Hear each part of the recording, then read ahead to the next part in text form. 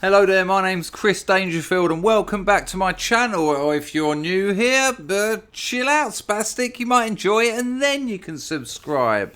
You might have known that a while back I made a video about Sophie Hagen's Embarrassing for Humanity safe space comedy gig, where if you're the kind of person that should really be in a mental home, you can email her beforehand and explain your special provision that everyone else has to adapt to. I don't know, for instance, you might say, oh, can you make sure the front row all dresses in red and the second row all dresses in green? I mean, I just can't handle the mixture of colours. I mean, this comes from Sophie Hagen herself, who said she went to a gig once and she had to sit around other people and their laughter was like being punched. Exactly. I mean, what I find funny about this is I wonder at what point it eats itself. Like someone writes and says, yeah, I need to be the last person near the door because I have a terrible fear of not being able to get out. And then someone else has got that. And then on the night, they're just looking at each other going, no, I need to be there. No, I need to. Ah! And then she gets sued. You said it was a safe space and I went mental. Well, hang on.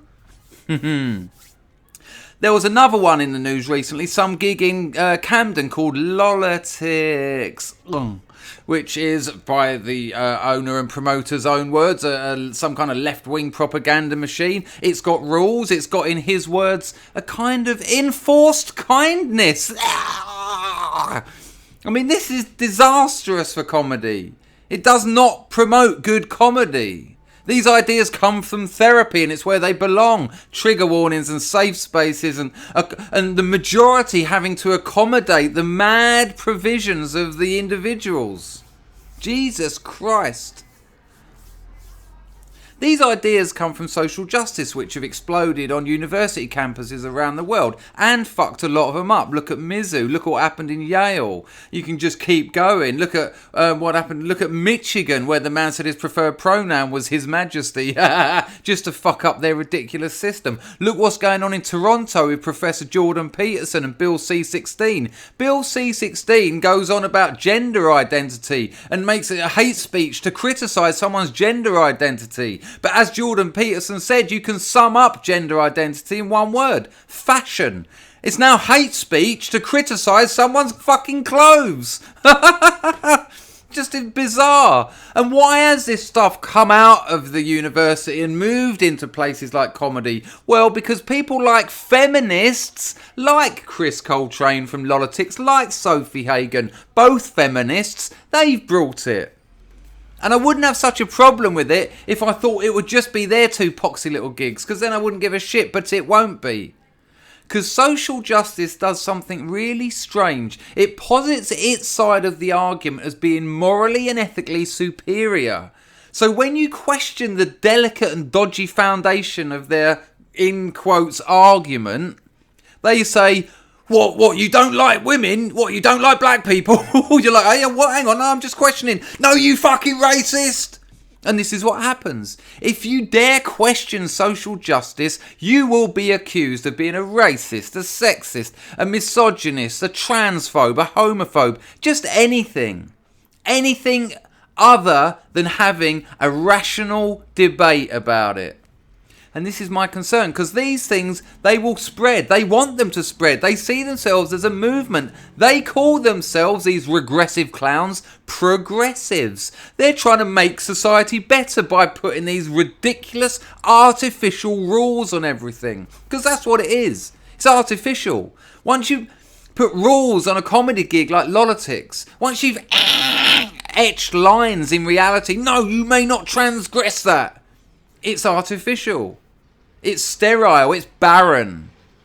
It's the opposite of everything that makes comedy exciting. This stuff does not make good comedy. It makes shit comedy. It makes dull people. It makes really weird environments. The kind of environments that used to be called group therapy, which is where all this shit comes, trigger warnings and all that.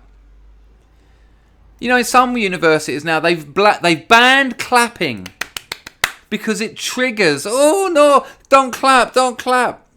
So arbitrary though. Because now they go, you can see it. You can see it, go online, you'll find this stuff. You might have already seen it and thought, why are they clicking their fingers? Because that might trigger someone, whereas that Obviously doesn't. But what if your old man fucked you in the arse and while he was doing it, he was going, someone's not going to like that, and there is the problem. Because then they go, oh, all right, fair enough. So no clapping, no clicking the fingers. Okay, we'll hum. So when you want to show appreciation, everyone just go, and there'll be someone in the corner going, no, no, not the humming, not the humming. And on, and on, and on. Until the majority has adapted to so many minority and individual special needs, special provisions, special needs. It will be like this. And the comedian will go, I fell over. And they'll all go, and that'll be it. This stuff needs to be called out. It's embarrassing. What are you doing? I'll tell you what you're doing. You're controlling. You have a fear and fears, and you attempt to control. I mean, can you imagine the sort of people that can't be at these gigs? Just look at the list of them. I don't know, Lenny Bruce, Richard Pryor, Louis C.K., Doug Stanhope. The list of great comics is endless. Who can be there? Stuart Lee, Josie Long, Rob Beckett. Hello!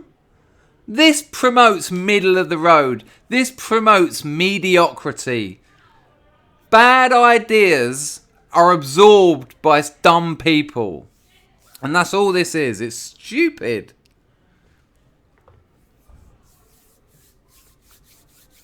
I mean, Hagen's quite a good comic.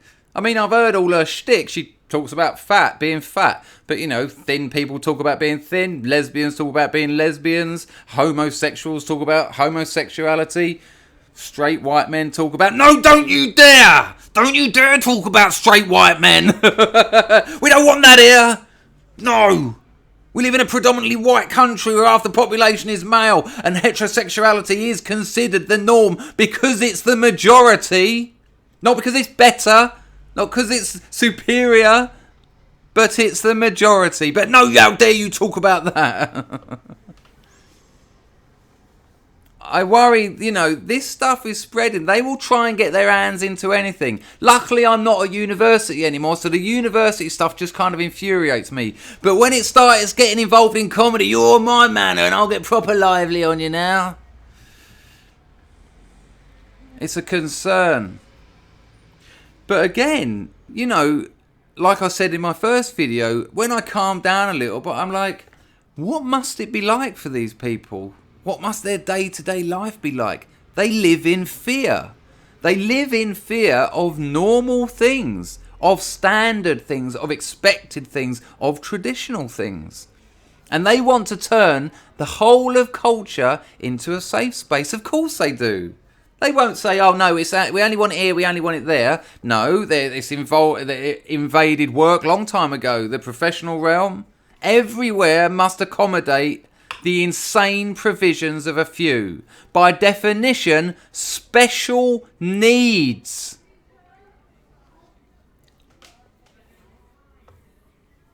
Shouldn't be like that. Shouldn't have to be like that. If you can't hack it, don't go. Go and get some help so you can hack it. I mean, what must a day in the life of these people be like?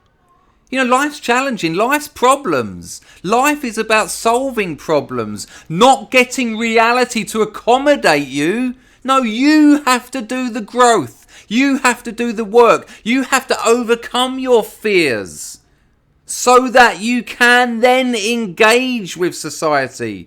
Not expect your environment to adapt to you, because everyone will have some little fucking special need.